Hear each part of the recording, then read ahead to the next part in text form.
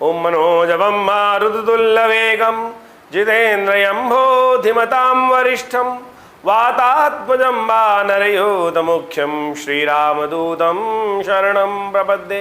नमस्कार, स्वागत है आप में आचार्य डॉक्टर विक्रमादित्य आपके साथ हूँ।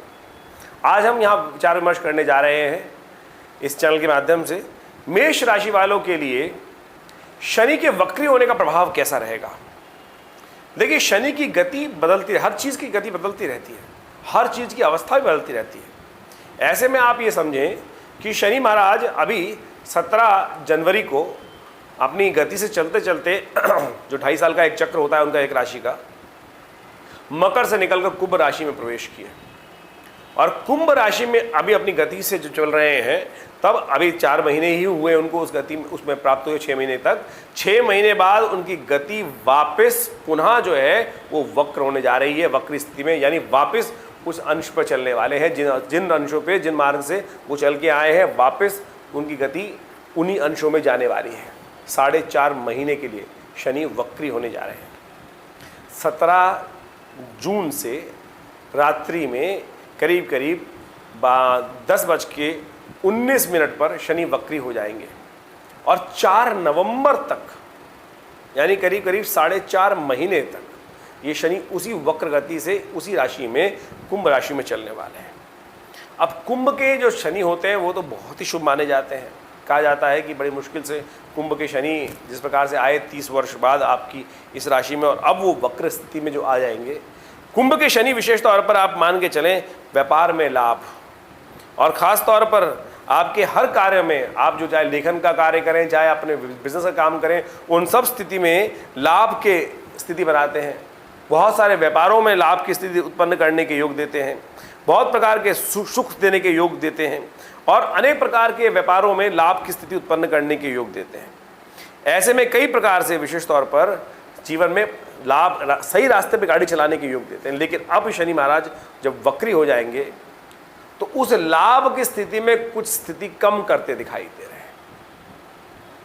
ऐसे में आपको इसके प्रभाव को समझते हुए अपने जीवन में उनके दुष्प्रभाव से बचने के लिए कार्य करने की आवश्यकता है। लेकिन एक बहुत अच्छी स्थिति भी बनाएंगे, कई रुके हुए कार्यों में गति भी प्रदान कर देंगे। जो कार्य में कई जगह बिल्कुल अटक गए थे, आपको लग रहा था कि कोई शनि महाराज कुछ परिवर्तन करने का योग ही नहीं बना रहे हैं, ऐसे में वो परिवर्तन पॉजिटिव वे में भी ले जा सकते हैं। आपको शनि को अपने अनुकूल करने का प्रयास करना पड़ेगा और कोशिश ये करनी पड़ेगी शनि की महाराज की जो वक्र गति है वो आपके लिए अशुभ ना हो। ये सब आपके हाथ में है, ये सब आपके हाथ में है। ज्योतिष विज्ञान में ज्ञान के अनुसार से यदि हम कार्य करें तो आप उनके दुष्प्रभावों को शुभ प्रभाव में परिवर्तित करने के योग बना सकते हैं। इस सिद्धांत को आपको समझ लेना चाहिए। हमारी भारतीय संस्कृति में ज्योतिष विज्ञान के माध्यम से हम अनुष्ठान इत्यादि जब कार्य करते हैं, संकल्प करते हैं, यज्ञ करते हैं, तो उस विशेष तौर पर ग्रह को के अनुकूल, जो खासतौर पे हमारे लिए अनुकूल प्रभाव नहीं होता है, अशुभ प्रभाव होता है, उसको शुभ करने के लिए वहाँ पर प्रार्थना करके उसको शुभ करने का प्रयास करते हैं। तो आप सत्य माने इस अशुभ स्थिति की, ग्रहों की स्थिति को आप शुभ करने के योग भी बना सकते हैं। सबसे पहले तो समझ लें होने क्या जा रहा है। 17 जून को शनि महाराज वक्री हो जाएंगे और करीब करीब 4-4.5 महीने तक वक्र स्थिति रहेंगे। ऐसे में मंगल जो है वो पहले तो कर्क राशि में चल रहे हैं, करीब करीब 9, जिस प्रकार से आप मान के चलें 10 मई से लेकर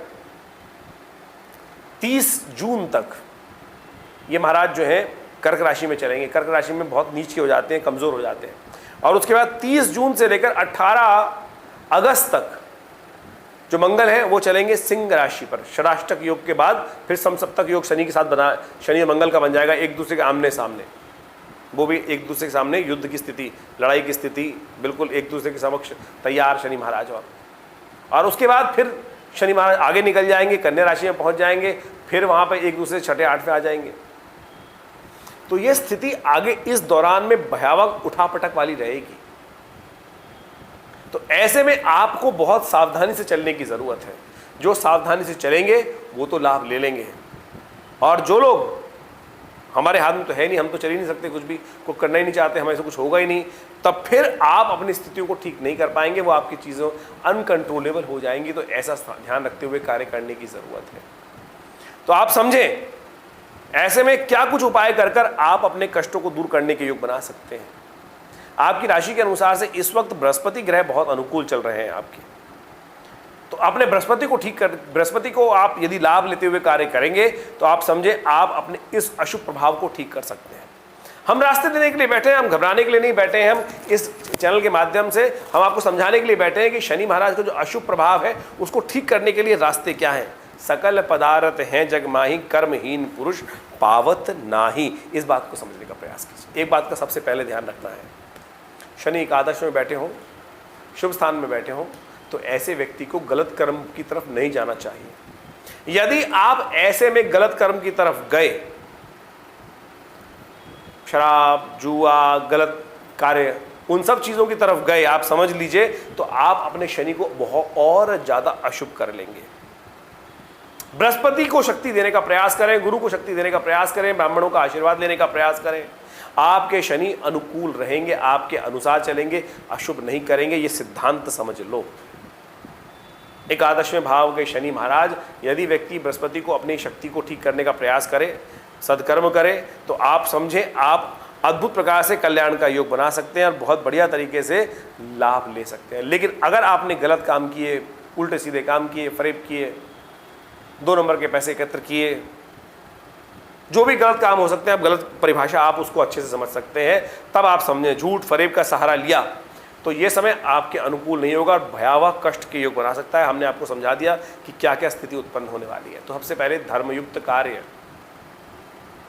ऐसे में आप विशेष तौर पर ब्राह्मणों की सेवा, ये कार्य अवश्य करने का प्रयास करें। गाय को विशेष तौर पर चने की दाल खिलाना, शनिवार के शनिवार ये उपाय कर लीजिए। देखिए आपके कष्टों को दूर करने का योग बनेगा। आप हो सके तो किसी ब्राह्मण से कहिए कि आपके लिए हनुमान चालीसा का पाठ करने की व्यवस्था, आप स्वयं करिए हनुमान चालीसा का पाठ, आप स्वयं बजरंग बाण का पाठ कीजिए, पंडित जी से कराइए अपने लिए, तो आप उसको अपने अनुकूल प्रभाव कर सकते हैं। हल्दी का टीका नित्य प्रति अपने माथे पे लगाइए, केसर का लगा सकें तो बहुत अच्छी बात रहेगी। आप पीली चीज़ों का दान कीजिए। ये सारे उपाय हैं जो हम आपको बताने का प्रयास कर रहे हैं। आप इस सब चीज़ों को ठीक कर कर आप लाभ ले सकते हैं। अन्यथा शनि महाराज आपके लाभ की पूरी स्थिति जो 30 वर्ष बाद बनकर आई है उसमें कहीं ना कहीं प्रकार से कमी आने के योग बन सकते हैं। ये करीब करीब 4.5 महीने का समय है, कई प्रकार की युतियों के कारण से ठीक नहीं है। वैसे शनि की दृष्टि बृहस्पति पे भी पड़ रही है, तो आप समझ लेना चाहिए कि जो हमने उपाय बताया है वो आपको बहुत विचार करने के उपरांत, सोच समझने के उपरांत हम बताने का प्रयास कर रहे हैं। तो इसको करिए, लाभ होगा। एक बात और कर सकते हैं, ऐसे में थोड़ी सी अपनी यदि कोई दाढ़ी इत्यादि अपने चेहरे पे रख सके, चेहरे पे थोड़े बाल रख सके, जो पुरुष लोग हैं वो उनके लिए बहुत अच्छा रहेगा। उनके कष्टों को दूर करने के योग बन सकते हैं, धन लाभ की स्थिति बन सकती है। तो ऐसे में ये उपाय हमने अपने अध्ययन के अनुसार से आपको बताने का प्रयास किया है। इन सबको कर कर आप लाभ ले सकते हैं। इसके बाद भी अपनी जन्मपत्री के अनुसार से ग्रहों को समझने का प्रयास करें, कौन सी महादशा चल रही है, वास्तविक तौर पे आपके ग्रह कैसे हैं, किन ग्रहों के उपाय से कौन से ग्रह की स्थिति को हम ठीक कर सकते हैं, वो जन्मपत्री के माध्यम से, ये तो गोचर के माध्यम से हमने ग्रहों का परिवर्तन देखने के बाद पता समझने का प्रयास किया। लेकिन आपकी जन्मपत्री में कौन से ग्रह कहाँ चल रहे हैं और कैसे उन पर विचार करने के उपरांत कौन सा उपाय श्रेष्ठ रहेगा, क्या होगा आपके साथ, कैसे आप उसको अशुभ प्रभाव को शुभ में परिवर्तित कर सकते हैं, मैंने कार्यक्रम के आरंभ में आपको कहा। हम प्रार्थना से अनेक प्रकार की कष्टों को दूर करने के योग बना सकते हैं। तो आप कोशिश ये करें, इन सब कार्यों को करने से कल्याण का मार्ग अवश्य प्रशस्त कर सकते हैं, लाभ ले सकते हैं। तो छोटे छोटे तरीक़ों से इन उपायों को अवश्य करने का प्रयास करें, कल्याण होगा। आपके जो शनि के दुष्प्रभाव है उनसे आप बच सकते हैं। हमने प्रत्यक्ष करके देखा। इसके बाद भी हम कहेंगे कि नित्यपति शनि स्तोत्र का यज्ञ आप करने का प्रयास करें या करवाएं। शनि स्तोत्र का यज्ञ में हम इसलिए जोर डालते हैं, आप समझें, यज्ञ एक वैज्ञानिक कर्म है। भारतीय संस्कृति, वेद कहता है यज्ञो वै श्रेष्ठतम कर्म। भारतीय संस्कृति कहती है कि यह संसार का सर्वश्रेष्ठ कर्म यज्ञ है। और आप समझें, आप जो यज्ञ करते हैं उसका प्रभाव साक्षात प्राप्त होता है। इसलिए तो हमने अपने आश्रम पर नित्य प्रति 8 घंटे यज्ञ कराने की व्यवस्था बनाई और रविवार को आपको भी आमंत्रित करते हैं कि आप भी आएँ और उस यज्ञ में बैठे। देखिए यज्ञ के प्रभाव से नेगेटिव प्रभाव जो ग्रहों का है वो ठीक होकर पॉजिटिविटी आपके अंदर उदय होगी, कल्याण का मार्ग प्रशस्त होगा। तो इन सबको करिए, कल्याण होगा। धन्यवाद।